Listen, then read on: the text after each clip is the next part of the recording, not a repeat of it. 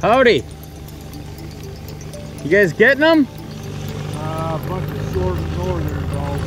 Okay.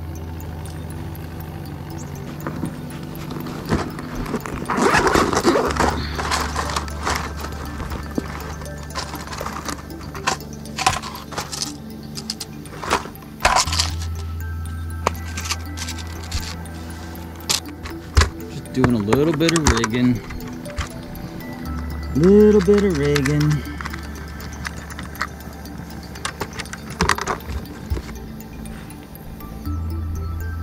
We've got a topwater, popping bait, and a drop shot. We're going after some bluegills. We're gonna go ease down this shoreline and we're just gonna go look.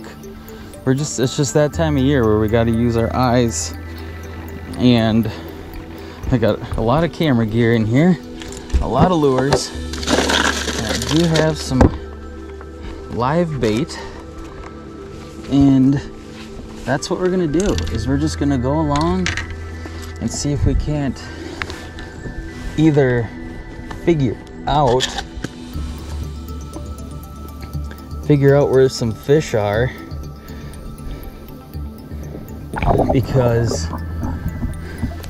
I'm hoping to pretty much call them up, let me know that I'm in a good area with the popper.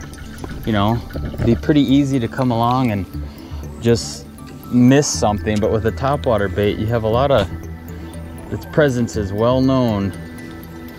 Like that right there. There's a fish right there. Now that might just let me know that I want to spend a little time here. Something like that is a good little indicator. If you have fish hitting a topwater bait, chances are there's more fish down and around here that you're not aware of. So I don't know what that was, but it might be worth taking a little gander around here and just seeing. Look at that. Oh geez, what is this? Oh my gosh, it's a nice topwater crappie. Whoa, that's pretty crazy. That's cool. That's on the little Yozuri popper. But like, that's a nice crappie. Heck, beautiful. Look at that. You believe that? We're gonna let them go.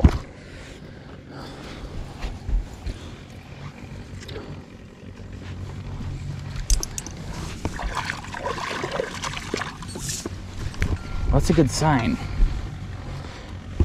That's a really good sign. So I'm just gonna keep moseying around and just looking with my eyes. The wind is kind of out of the west, so I'm gonna stick to the west shoreline and just, it's a lot calmer along here. I'll just be able to see better.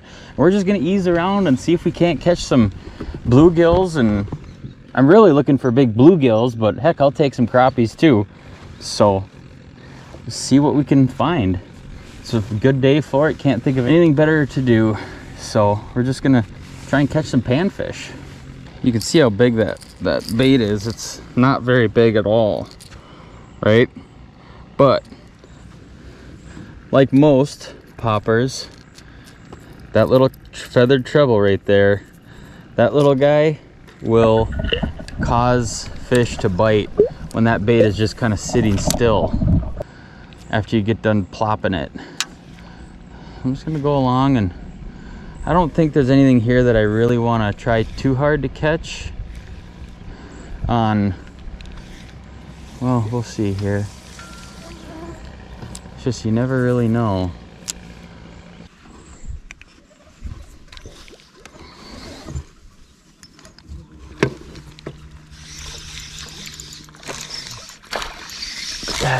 That was another crappie. Can you believe that?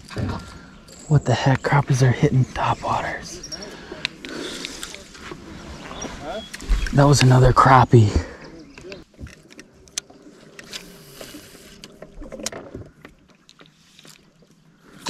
Whoa. then you do get that occasional big largemouth, I guess, which is very nice. It's a good bonus for sure. Oh, he didn't think twice about it. Oh, that's so cool. Crappies and largemouth. Look at that. That's a pretty nice bass too. That's a really nice bass. Not what I was expecting. Not what I was expecting. Well, you can always expect a bass on topwater, right? I don't know why I wasn't expecting that, but oh, look at him. Come here. Come here. Come here. Wow, you've got some snort. Come on. Come on. Let me get you. Yes. All right. Alrighty, alrighty, alrighty. Look at that dude. That's a good largemouth.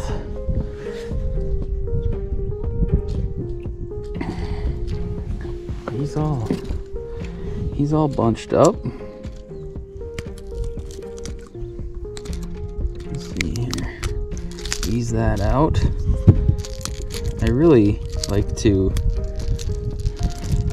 I mean, pliers and needle noses are a necessity, but I really like to try and just use my hands to get hooks out, really. I don't like ripping and tearing. That fish is still, gosh, hard to say. Bye-bye. I think that fish is still, gosh, I really don't know. It looks chunky enough to be pre-spawn. But like I said, the water is like 70 degrees almost.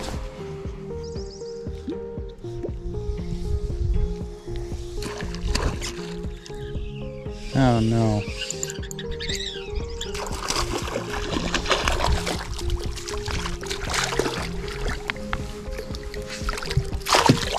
Thank you.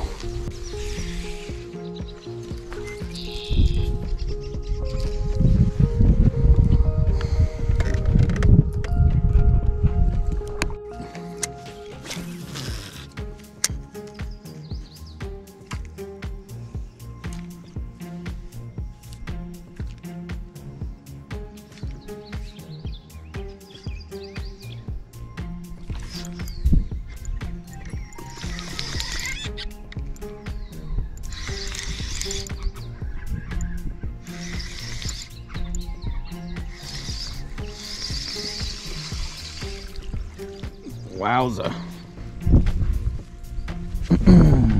I about didn't get him out of there.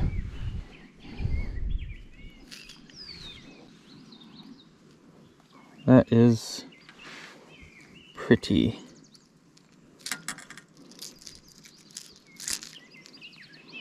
Nice bluegill. Gosh, that's so cool.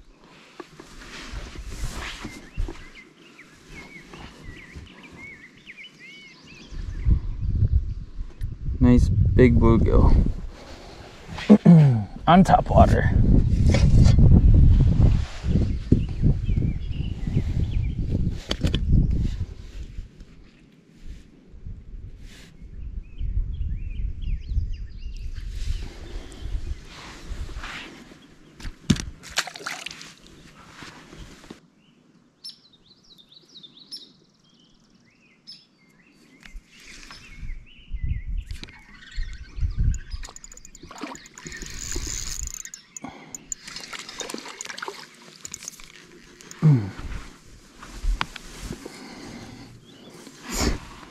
Like a little piranha. Goodness gracious.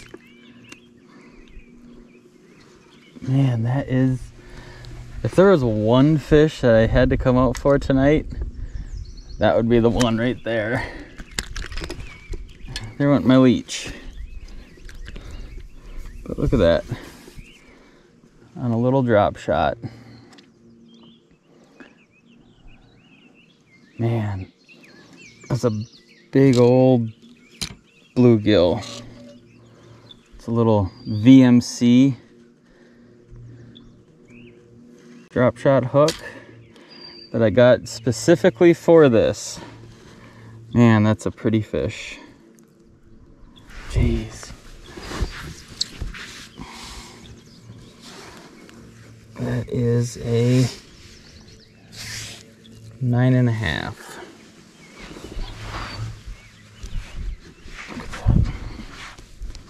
Thanks, little buddy.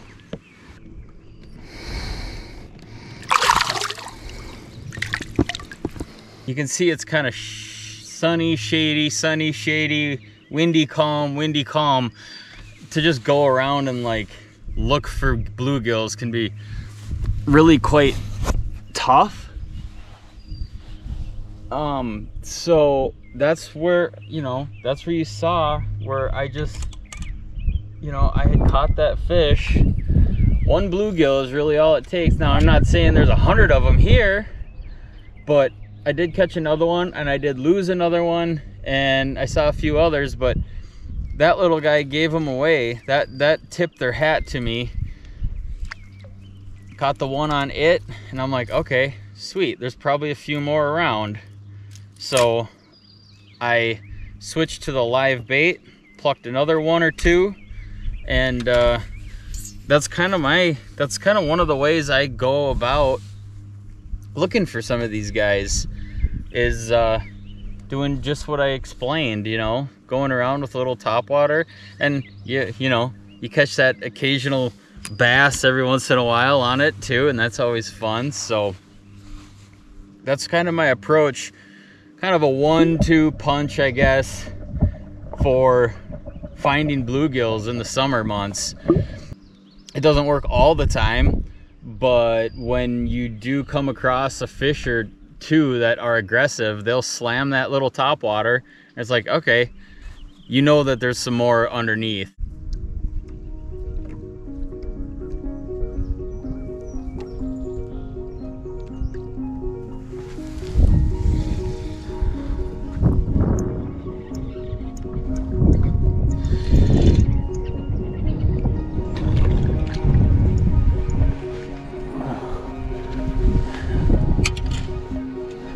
Wow.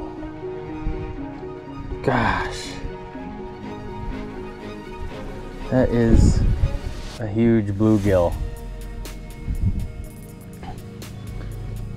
Unreal. Goodness gracious. A little drop shot.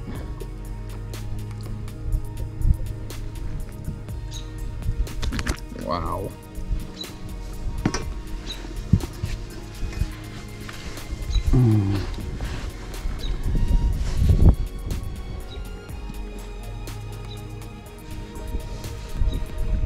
That one's 9 inches right there.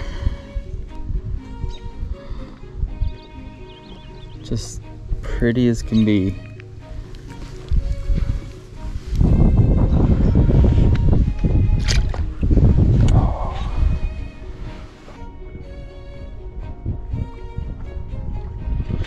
Oh, rats.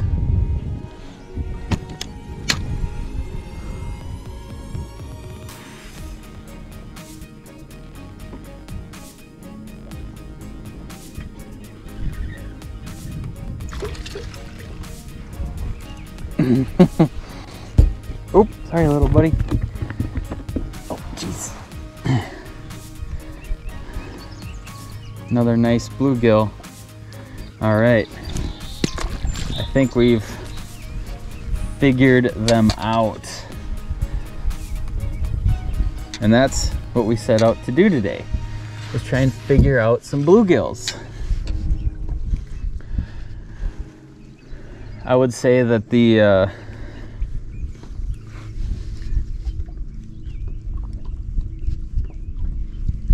topwater deal wasn't quite, you know, like I said, I think I missed it. So therefore,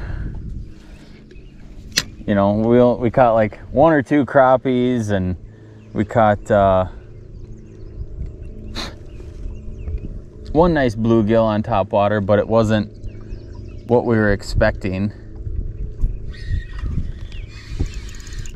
Oh, look at this guy. There's a little mix of fish. crappies too. Oh, we tossed my leech. Nice. That's not a bad crappie.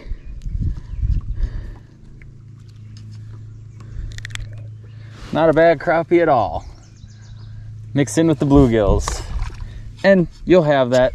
I would say that this is, now we're approaching the summer months where you're really going to want to target weed edges and break lines.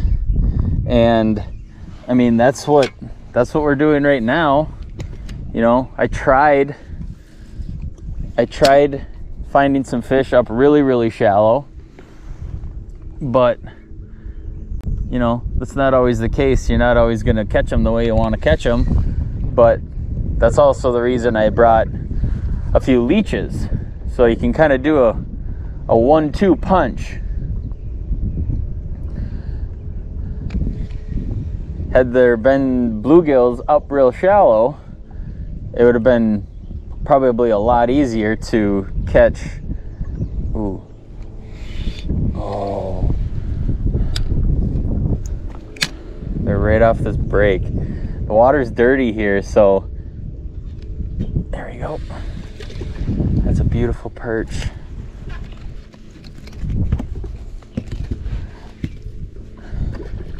Water's dirty here, so I can kind of get away with fishing these fish pretty darn close. I don't have to be way off.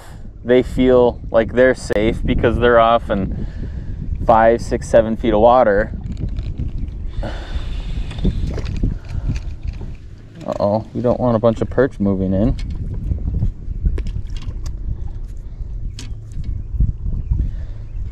But all I do know for a fact that these fish can be tricky to catch without a little bit of meat.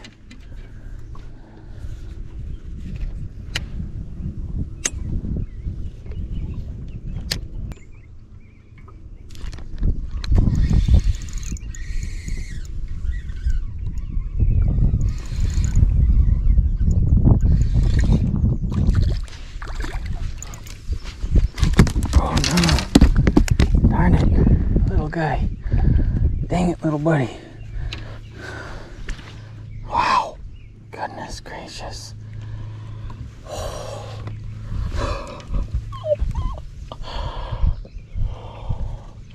That is so cool. Look at the size of those things. Goodness.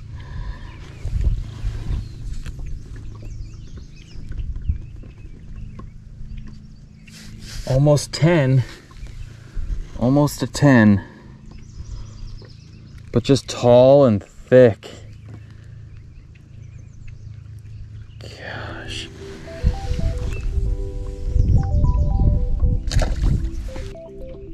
Takes a long time for a big bluegill to get to be that size up here in Minnesota.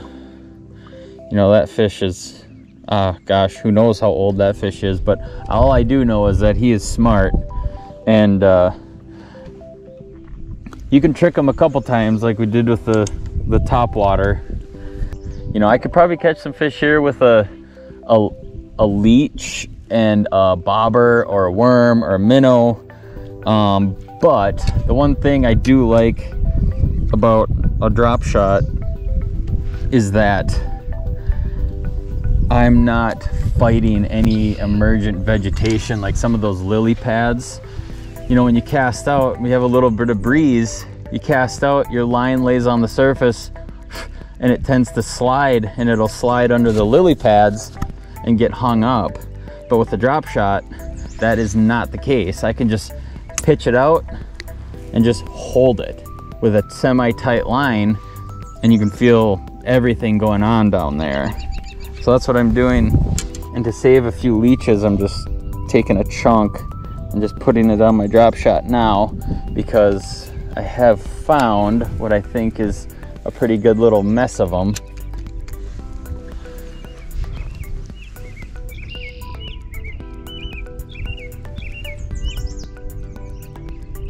I can't see them down there.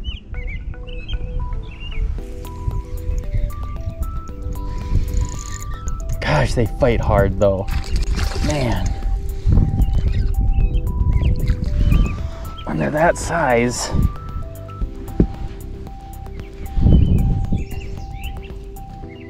They fight hard. They're like little piranhas. Ever so gingerly, take that little hook right out, like that. And we'll let them go.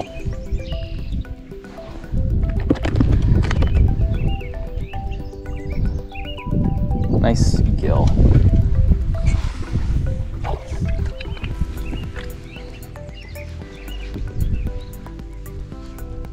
That is a blast. Right now, I mean, that's my setup right there. My dropper is about 1 foot. It's about 1 foot of a drop. And then a little chunk of leech. Again, you know, once you've kind of located them, that's the trickiest part, you know, is actually finding them. Finding where it is that they are on any given day. Then once you do that, usually nothing but fun after that, so.